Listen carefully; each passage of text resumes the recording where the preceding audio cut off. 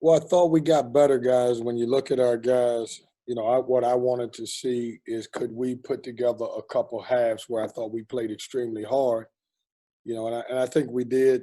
In these last couple of games, these first couple of games, the good thing is we've been able to show our depth, but I also have been able to get our young guys some playing time. And I saw a couple guys get better over the last couple of days. I'm a little shocked that none of you guys congratulated Manny Bates on his career high with 2 assists, and his career low with 1 foul.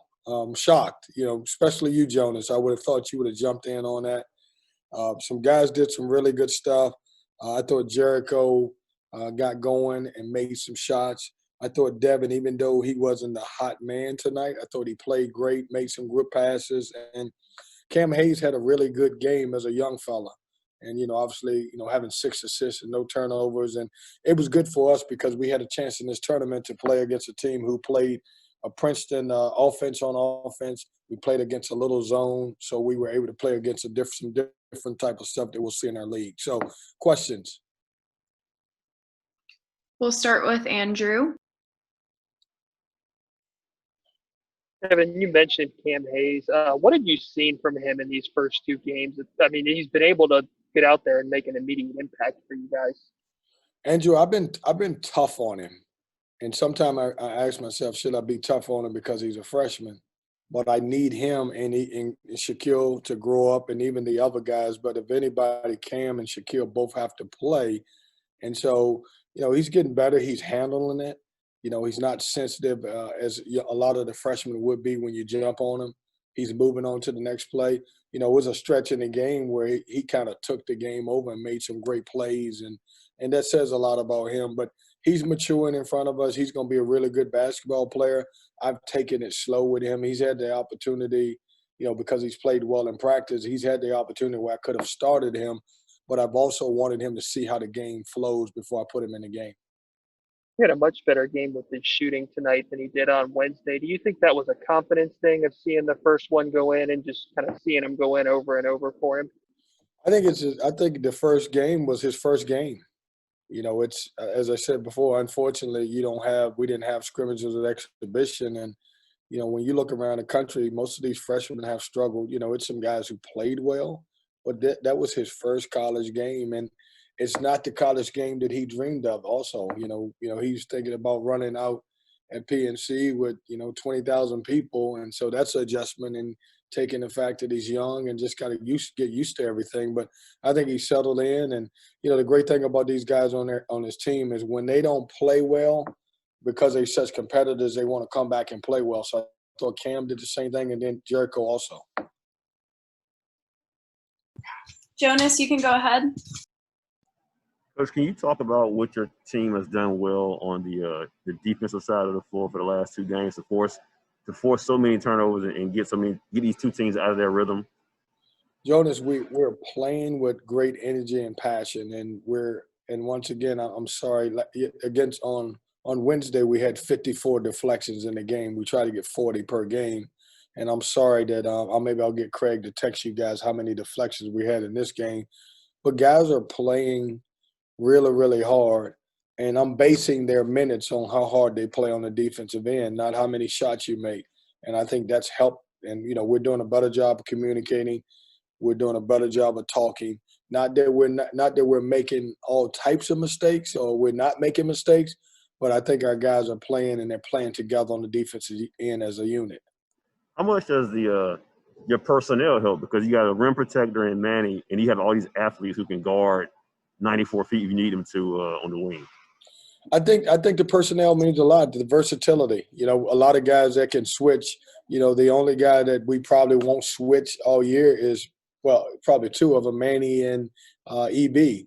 And those guys are capable of sitting down and guarding guys. But the majority of the roster can guard the 1 through 4, and that makes it tough on teams because you really don't get a screening advantage. My last question, is it a situation where, how in football they'll say early on the defense might be ahead of the offense? Maybe because the offense didn't have any scrimmages, they didn't have any exhibitions, they're still trying to find their flow.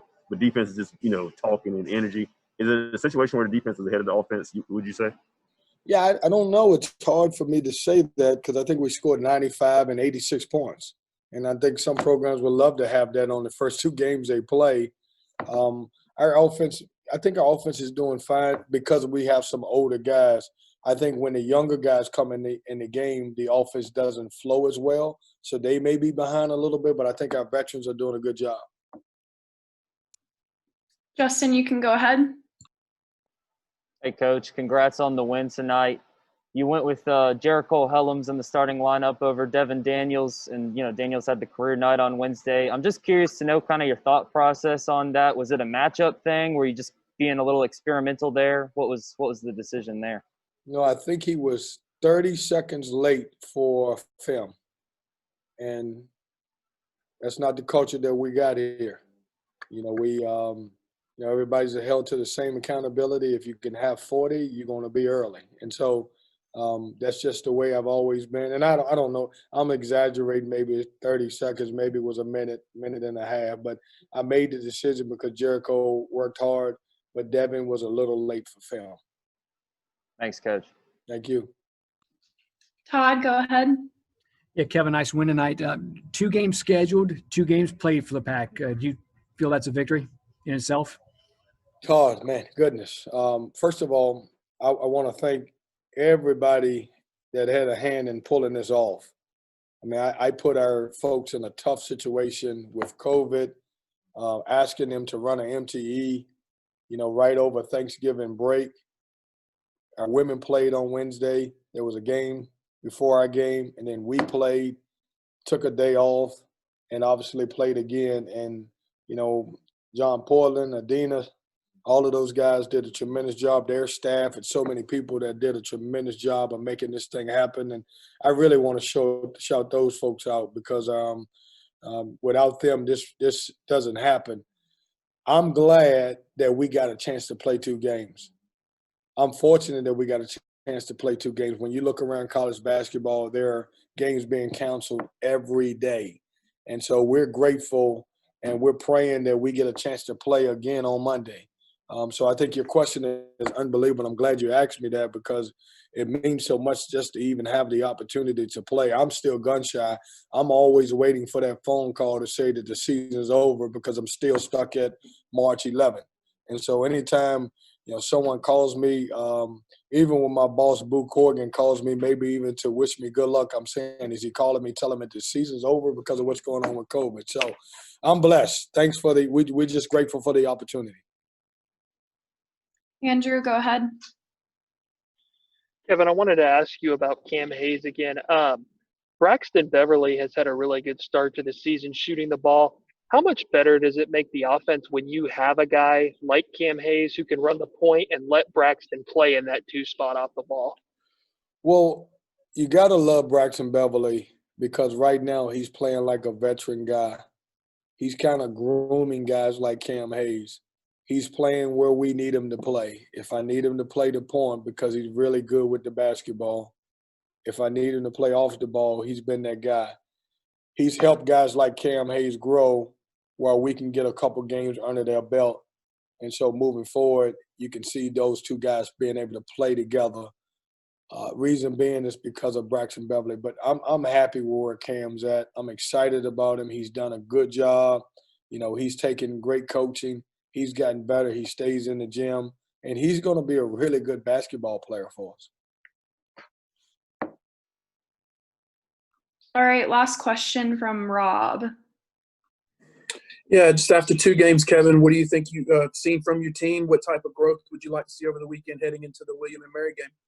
Rob, I like the way we're playing. I like the way we're playing as a unit. I like the way we've shared the basketball. We've had 2 games. We've got 35 assists in the last 2 games. We didn't turn the ball over today. I like the fact that we had 15 assists in the first game, but we had 13 turnovers. We offensive rebounded today. I thought that was a tremendous thing. We've got better. I'm going to go back and watch the tape. And, of course, even though we won by, 35, I'm going to find a couple of things that we got to get better at. And that's what we're going to do in the next couple of days. Great. Thank you, Coach, and congrats again on the win. Thanks, guys. Enjoy your week. Listen, guys, I didn't even know it was Friday. Somebody had to tell me it was Friday. So enjoy your weekend. Have a great weekend. Thanks, Kevin. You too. Thanks, Maddie. Thanks, guys. Thanks, Appreciate it, Coach. everybody. Thanks, everybody. Thanks, Coach. Thanks, Maddie. Thanks, everybody.